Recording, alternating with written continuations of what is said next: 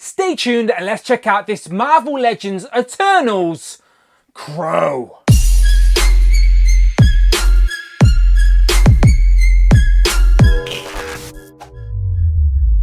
Pow, and welcome back to the channel, Dan Who Reviews. As always, my name is Dan W. Make sure you are following me on Instagram at It's Dan Who. And remember, you can now hit that join button and become a channel member as well. Quite simply show some love or join the members club. Much appreciated. Today we are taking a look at this brand new Marvel Legends Eternals Crow. Now he is of course in this deluxe packaging. He's a little bit bigger than our average Marvel Legend, so he is worthy of the box. Probably too big for a Build-A-Figure as well, so they probably made the right choice putting him in this deluxe packaging. But he is an accompanying piece to the Eternals wave and the two exclusive figures that I have already reviewed on the channel. Go and check out the videos tab, find the Eternals playlist, as I have reviewed Fina and Ajax on the channel right now. Hopefully the full wave will be with me very soon, but until then, I have this protagonist, this Deviant, if you will, Crow. Now, he's a very mysterious, we don't really know much about him,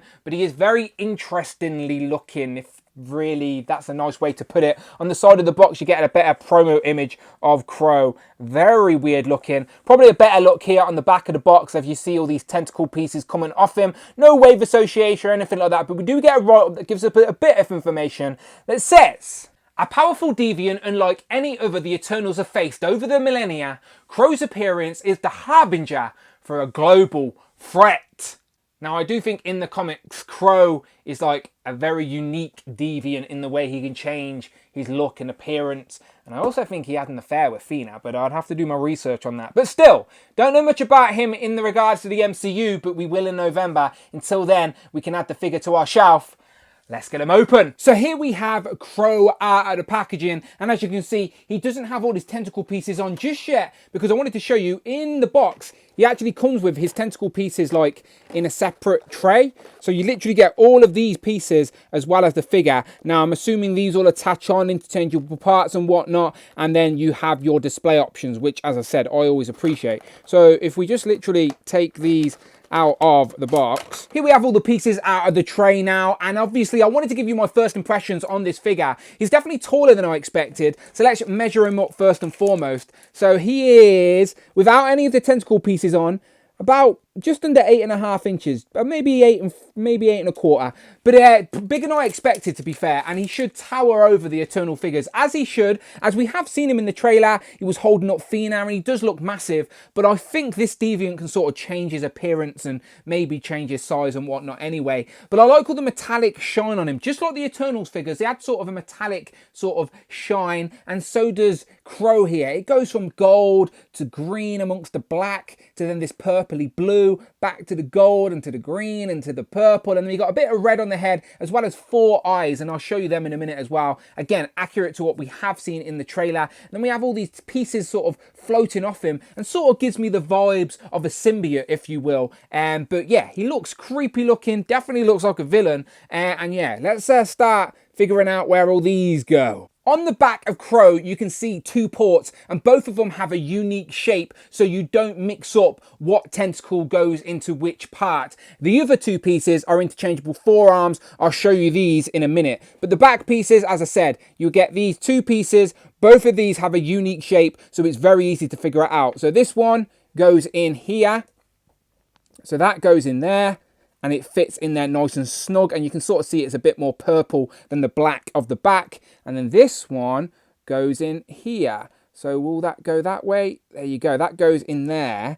So that was easy to figure out. They both fit in there nice and snug, and they both sort of overlap each other, if that makes sense. Like the one that goes in this side actually ends up over here. The one that goes in this side ends up over here. So you get these 2 sort of devilly tails, if you will, that stick out either side. So when you spin around, it sort of gives them a bit of volume. So let me go back to the full length view. You can see that now he has the ports in the back, and that sort of gives him definitely a bit more width. And these don't bend themselves. There's no bendy wire in it. They're quite hard plastic, so they're like purposely made to go in this sort of shape, so that it's going to take up a bit of real estate on the shelf unless you're wrapping these up in between figures and whatnot. But it may get a little bit tricky to keep your figures standing. I do like how Crow has these massive feet, but I will zoom in and show you more Crow in a minute. But there you go, there's the back pieces ported in. Obviously he has these hands. Now the other two tentacle pieces are swappable forearms that literally just swap on with the arm. So I'll show you them. Taking a closer look at Crow's forearm, you can actually see this extra cut where it does have a swivel point, but it's also so it actually just comes off. So his arm, his hand here, actually just comes off. And that is where you plug on these tentacle pieces. Now this one does have a little tiny L in there. You probably can't see it, but it does say L, which means left. So I'm assuming this one goes here. And as you can see, yes, it does. And now we have this giant sort of tentacle pieces. And again, these are not really very soft. So it's sort of very sturdy in the regards to staying like that. I'm sure we are going to be able to sort of get a figure wrapped in between all of them. But it's not going to hold a figure, I don't think. So, but it will hold the weight of the arm, which is good to know. So if you wanted to have them posed up like that, it's not going to droop down. It's nice and tight. So if we switch back to this arm, the same sort of principle, the forearm comes off. And then we get this other bigger piece. And now we get this monstrosity. And unlike this side, which can hold its own weight, this side is way too heavy. And like it keeps, as you can see, like keeps flopping over.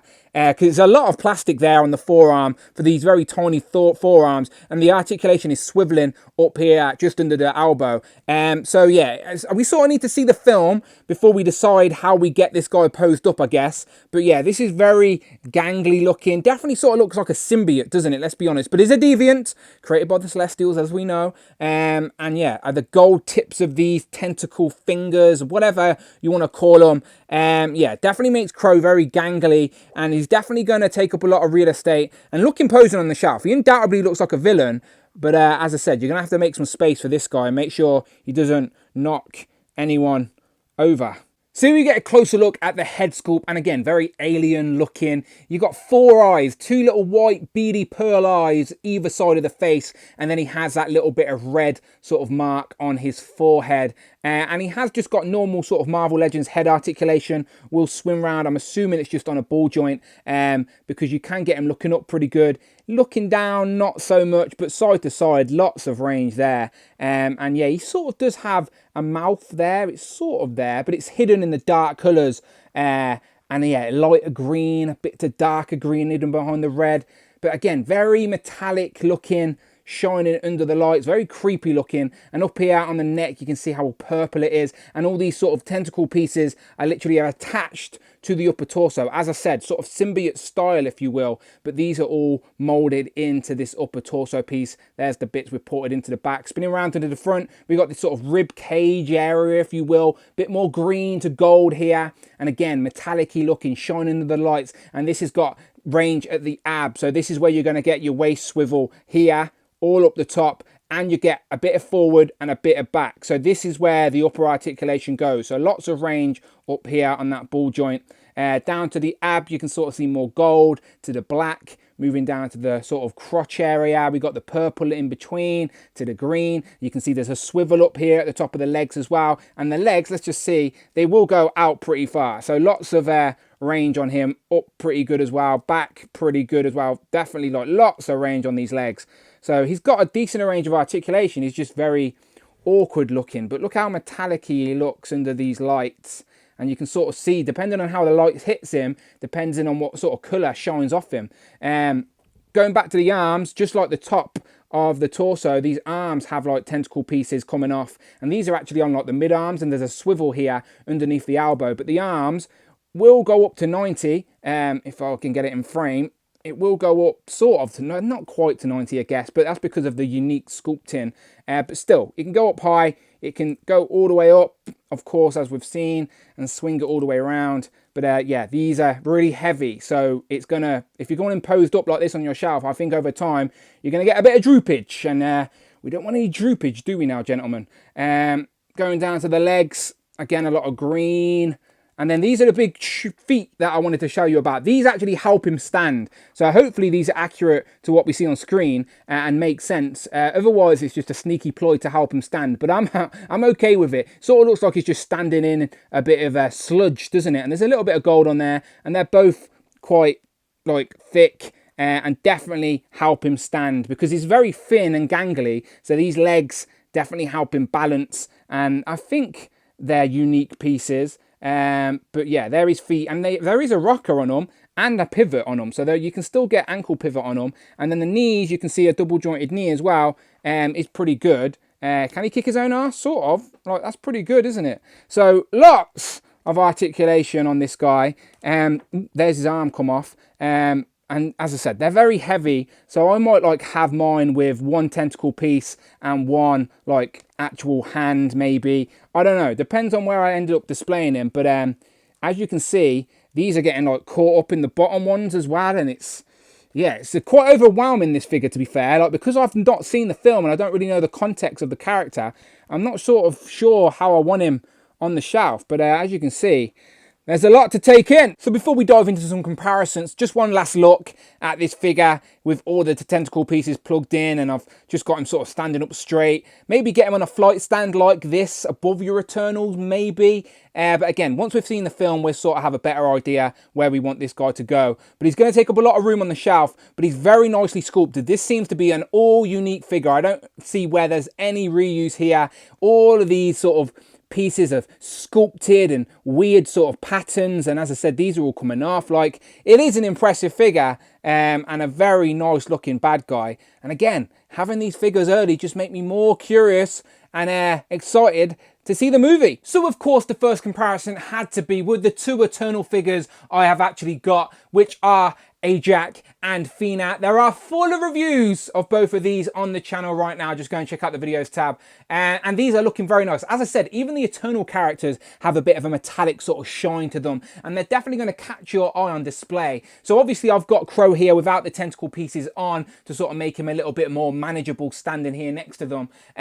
But yeah, even like once you plug these in, it's going to be hard to get anyone standing next to him, because these themselves are just as tall as a figure. And these attached to his arms, as you've already seen. So yeah, quite gangly, but like this, it looks pretty good. And I like this scale as well. We have seen him in the trailer holding up Fina, so we know he's taller, and these come up to about his chest area, which I think looks about right to me. So yeah, I'm liking this, and again, I'm just excited to get the rest of the wave very, very soon.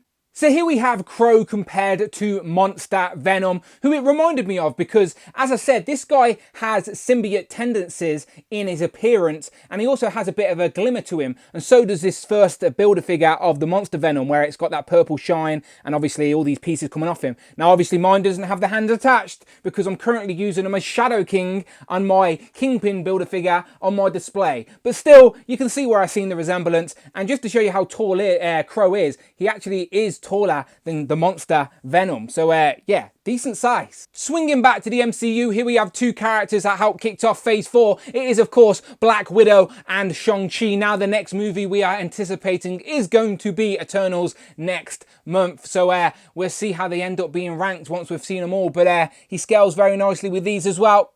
To see a comic comparison, and because let's be honest, I'm still on a Sentinel high, go and check out my full unboxing and review on the channel right now, and my review of these two, Bastion and the female Sentinel Prime. And again, even with these comic characters, Crow scales very nicely, and I'm curious, can Crow fit into a comic display? I can't really picture how the Deviants look in the comics, because they're all over the place, they're all creepy monsters. So maybe, but this is very much an MCU stylized figure.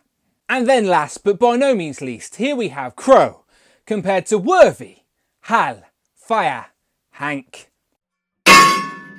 So, final thoughts. This is definitely a very unique, creepy looking villain, and just makes me more excited to actually see him in live action and see if he is as deadly as he looks. He has very much a symbiote vibe to him with all his tentacle pieces, and he's going to take up a lot of real estate on the shelf, let's be honest. But once you get him posed up just right, especially with the rest of the Eternals figures, they've all got that sort of metallic sort of shine to them, and they're definitely going to catch your eye on a display. And it's always nice to get at least a bad guy when you're getting so many good guys, because with the Build-A-Figure wave, the two exclusives, that's 10 Eternal figures plus Crow, that's 11 different characters we're already getting from the Eternals movie, and it's not even out yet. So of course I look forward to getting the rest of the Eternals Build-A-Figure wave, but for now, the two exclusive, the reviews are on the channel, so go and check out the videos tab, find the Eternals playlist, and yeah, you let me know what you think about Crow in the comments below. Are you going to pose him up with both of his tentacle hands, with no tentacle hands?